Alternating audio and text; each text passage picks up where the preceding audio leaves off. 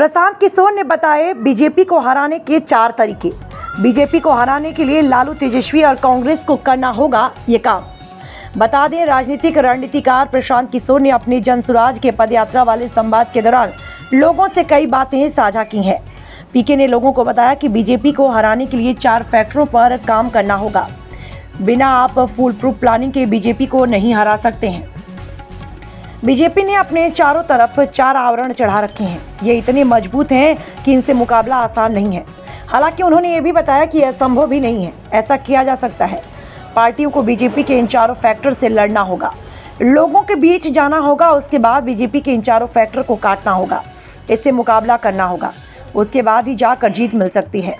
BJP के सामने आप कमजोर प्रयास करके भी नहीं जीत सकते हैं, उसके लिए ठोस पहल करनी होगी।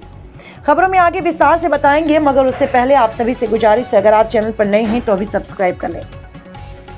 प्रशांत किशोर ने बताया कि बीजेपी को वोट मिलने के 4 कारण हैं। पहला, हिंदुत्व, जिस विचारधारा को लेकर बीजेपी चलती है, इससे जुड़ा हुआ एक बहुत बड़ा वर्ग है। ये वर्ग बीजेपी को इसलिए वोट करता है क्योंकि उसे बीजेपी वाले हिंदुत्व में यकीन है। ये वर्ग इसी नाम पर बीजेपी को सपोर्ट करता है। लोगों को लगता है कि हिंदुत्व की रक्षा के लिए बीजेपी को होना जरूरी है। गांव देहात में इस तरह की चर्चा होती है कि बीजेपी को हटाने की साजिश इसलिए की जाती है ताकि हिंदुत्व को खत्म किया जा सके। बीजेपी नहीं रहेगी तो हिंदुत्व को परेशानी होगी, इसलिए बीजेपी के हिंदुत्व के समर्थक आज भी मौजूद हैं। प्रशांत किशोर ने कहा, दूसरा फैक्टर है राष्ट्रवाद। देश में G20 का आयोजन हुआ, इसकी चर्चा गांव देहात में होने लगी। कार्यक्रम का सफलतापूर्वक आयोजन हुआ, सभी देशों में तारीफ मिली। उसके अलावा ये चर्चा होती है कि आज की तारीख में भारत बहुत आगे बढ़ गया। अब रूस और जर्मनी के अलावा बड़े बड़े देश भारत से सलाह लेते हैं। मोदी ने विश्व में भारत की नाक ऊंची कर दी, विश्व में भारत का मान सम्मान बढ़ाया। गांव में ये चर्चा होती है कि प्रधानमंत्री मोदी से पहले विश्व स्तर पर भारत की स्थिति क्या थी। पीएम मोदी के आने के बाद स्थिति बदल गई। अब पूरा विश्व भारत को मान देता है। भारत का स्वागत पूरे विश्व में गर्मजोशी के साथ होता है।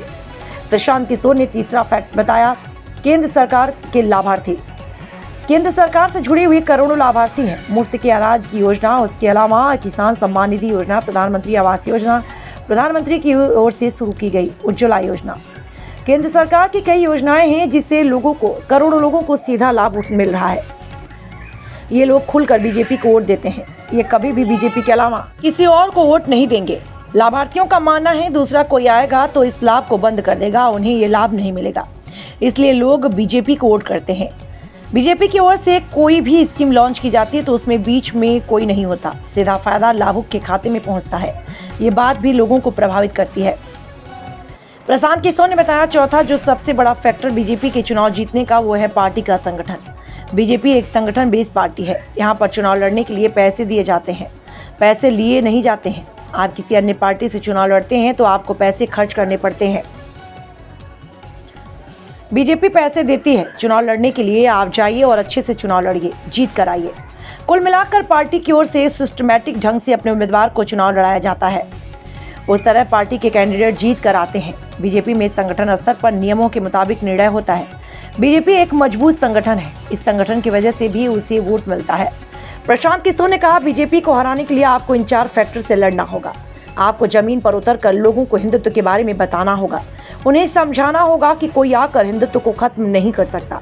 आपको उन्हें बताना होगा कि बीजेपी के अलावा भी आप किसी को वोट कर सकते हैं। उसके बाद आपको अपना राष्ट्रवाद बीजेपी के राष्ट्रवाद से ऊपर करके समझना होगा। लोगों को बताना होगा, पहले भी ऐसा हुआ, पहले इस तरह के प्रचार के साधन नहीं थे।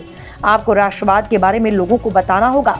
उसके साथ ही आपको केंद्र सरकार की ओर से मिल रहे लाभ से बड़े लाभ के बारे में लोगों को बताना होगा। बीजेपी की तरह संगठन को मजबूत करना होगा। उसके बाद जाकर आप बीजेपी को हरा सकते हैं, अन्यथा आप 10 में से 7 बार हारने के लिए तैयार रहिए। बीजेपी के इन 4 फैक्टरों को जिस दिन कोई पार्टी काटने में कामयाब हो जाएगी, उसे जीत मिलेगी, अन्यथा जीत की संभावना कम रहेगी। भाजपा को वोट मिलने के 4 कारण। पहला, हिंदुत्व जो उनकी एक विचारधारा है, विचारधारा से जुड़ा हुआ एक बहुत बड़ा वर्ग है जो भाजपा को इसलिए वोट करता है कि उसका भाजपा वाले हिंदुत्व में यकीन है।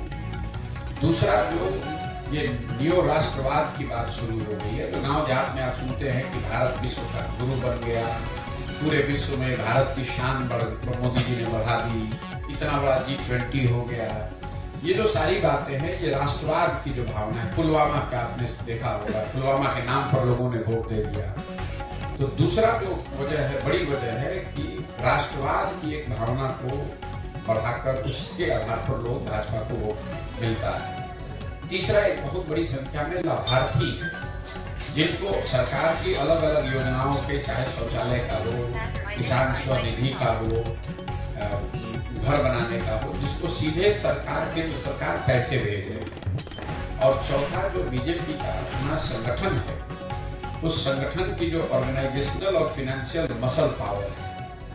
अब आप आरजेडी से अगर चुनाव लड़ रहे हैं तो आप 2-4 करोड़ रुपया पैसा देकर तब आते हैं चुनाव लड़ने, क्योंकि जो पार्टी आपको टिकट देगा वो पैसा लेता है।